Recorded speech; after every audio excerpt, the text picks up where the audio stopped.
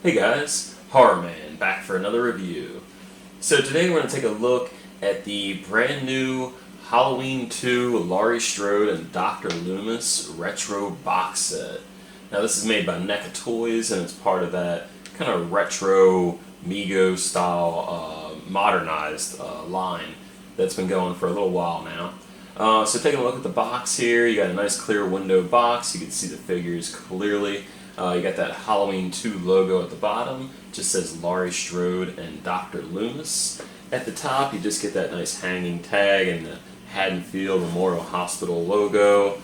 Also says same on this side with the Laurie Strode pictured. And on the other side you get Dr. Loomis and of course the NECA logos. And then over to the back, you do get some really cool images of the figures themselves, kind of representing different scenes from the Halloween 2 movie. You do get the logo there, and then it says, "They couldn't stop him, now he's back." And that's just a little line for the movie itself. And then at the very bottom, in very small print, it just says, "Includes 2 pistols, alternate Loomis, hand, and pumpkin." And of course you do get some credits at the bottom and the UPC code. So this is a really fun release and I've been looking forward to this one for a while, and it's of course perfectly timed for Halloween itself. So I'm pretty excited to take a look at this one. Let's go ahead and get this out of the box and have a closer look. Alright, so here they are outside of the packaging, and man, I'm already really happy with these likenesses. Now before we look at both figures individually, I do want to show you one really cool thing that comes with the set, and this is something that you generally get with all NECA figure releases, and that is this backdrop, which is really cool, and it does really help the figures a bit. So you can see it is a bit of that hospital scene from like the very end of the movie, where they had like the tanks, where they're opening the tanks, and of course he breaks out the lighter and blows up the place. But it is from that end scene, so I'm pretty happy with that, and I love that you get those. So we'll go ahead and take a look at Dr. Loomis first, and then we'll look at Laurie, talk about the articulation, and the accessories that you get with the set. Alright, so taking a look at the Dr. Loomis head sculpt here, this is really just fantastic, man. This is one of the best retro head sculpts I think we've seen to date. I assume it's using some of that new print tech that NECA has, because it's just so good. If you look at the different forehead lines and just the lines around the eyes, just the eyeballs in general are really well painted. I will say that one of the eyes isn't perfect, but for a figure of this size and at this price, this is just way more than I can expect. So I'm very happy with that. And just all angles. I mean, the hairline looks really good, the eyes look great, the expression, you can just see him telling the story of Michael Myers. Alright, now as much as I love the head sculpt on Loomis, the body definitely falls short in certain areas, but it's not necessarily the way it's done, it's kind of the way it's done and also the way it was packaged, which is unfortunate. So looking at the jacket, because it was packaged with those twisty ties, you get this terrible line through here. And I don't know if that kind of ruins the jacket, but I might try to steam it, or I don't know, might do something to try to get that line out. Which is a shame because it's actually a wired jacket. So there's a wire in the bottom of that jacket, and you really do get some nice motion out of that. And once you get him in a nice pose, you can see how the jacket kind of has that like in motion look or kind of windblown look to it. So I really do like the wire included in the bottom. Definitely a nice feature. And it kind of covers up the line in the jacket, which is definitely going to be helpful for at least me. And then just looking at the rest of the outfit, you do have that undershirt, you have the tie, then you have the sport jacket and matching pants, which all look really nice. And just looking at the shoes, really nice details overall. And I do use a NECA stand with this one. I definitely would recommend it for him. But what it is nice is, even though I'm having a hard time getting him to stand on his own, these newer retro figures actually do have peg holes in the feet, which is a huge plus. Alright, so taking a look at the articulation for Loomis here. It's pretty good compared to most retros, so if you haven't bought a retro in a while, you might expect a little less than what you get here. So the head will rotate pretty good. You can look up really far. and you can look down pretty good too. And then of course you get some side to side motion. I think he actually has better motion like that than Michael Myers does. So the arms can go out pretty far. And then he actually does have double jointed elbows, so that helps really nice.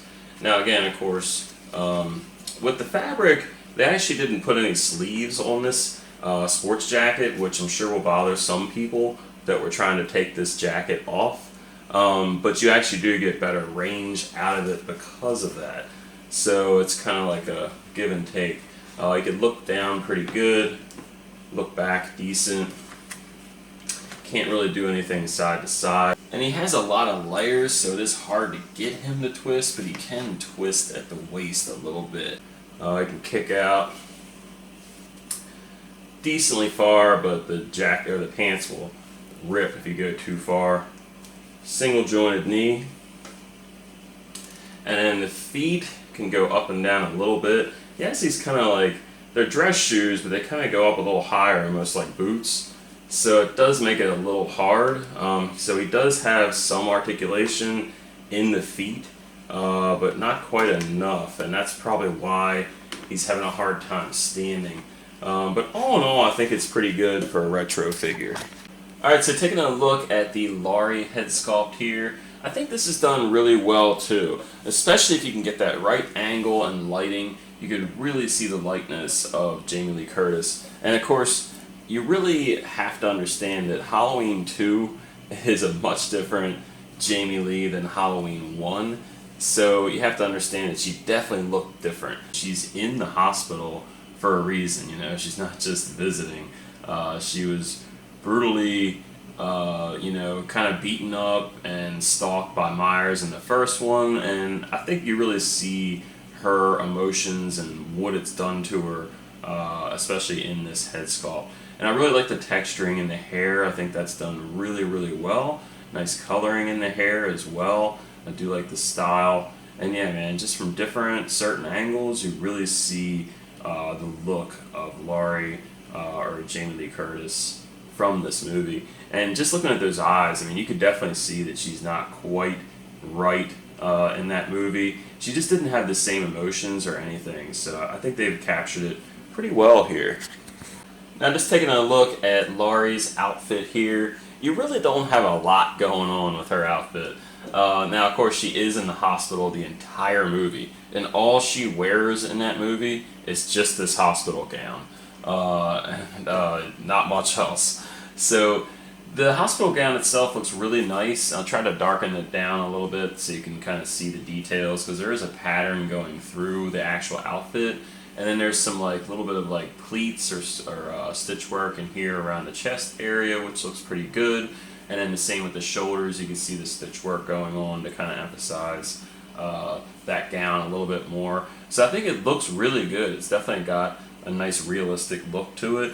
Now of course she did take damage in that first one, and since she's in the hospital, you do see some of the things that they've done to her. So of course you do have the bandage on her right hand, and you can see some blood coming through the bandage. You do have the brace on her foot, which is probably from falling down the stairs, and then you have the little hospital bracelet.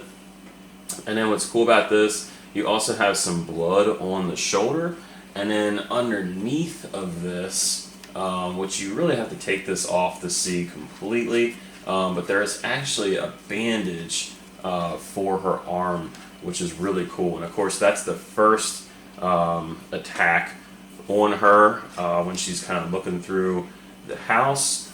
She gets stabbed in the shoulder, so that's the first attack from Michael Myers on her, and I do like that they emphasize that. And just looking at the back of the hospital gown, you can see a little bit of blood on the shoulder there, or part of the sleeve, and then there's also this string that just kind of ties up the hospital gown in the back, and you can see it's kind of cut at the top there. And then you can just see some of the different bandages on the back of Laurie. And here's a quick look at that wrap around her hand and just the blood stain going on, so really nice details there. And those same nice sculpted details are also on that little hospital bracelet, which is a separate piece, and you could rotate that as well.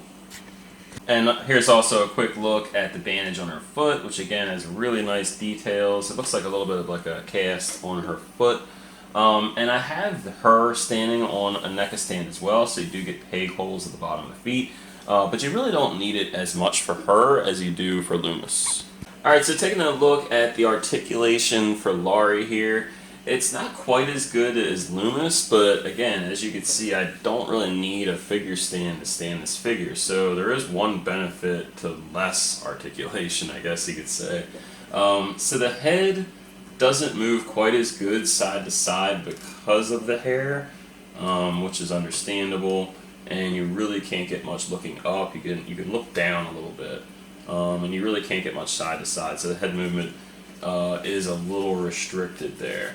You can get her arms to go out about that far, and she does just have the standard single jointed elbows, and then her hands can kind of move pretty easily, twist around, and they can move up and down. You do get a single jointed knee and just a single jointed foot.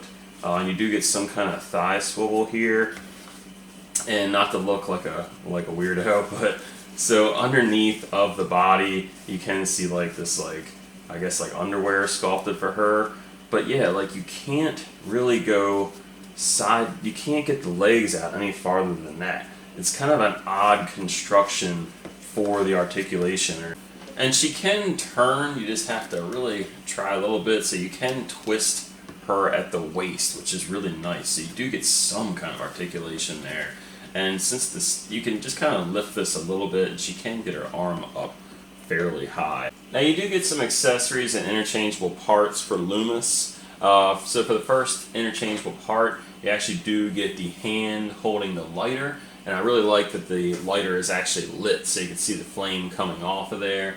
And the hand that comes on in the box is the trigger finger, so you do have that interchangeable hand. And as far as accessories for Loomis, you do get 2 of his revolvers, and of course one of them is for Laurie. Laurie doesn't really come with a lot of accessories and really no interchangeable parts, but she does hold that revolver really well, so that looks really nice, and it's definitely intended to be her accessory. It's just Dr. Loomis's gun, but she does have that trigger finger, and it does fit very nicely.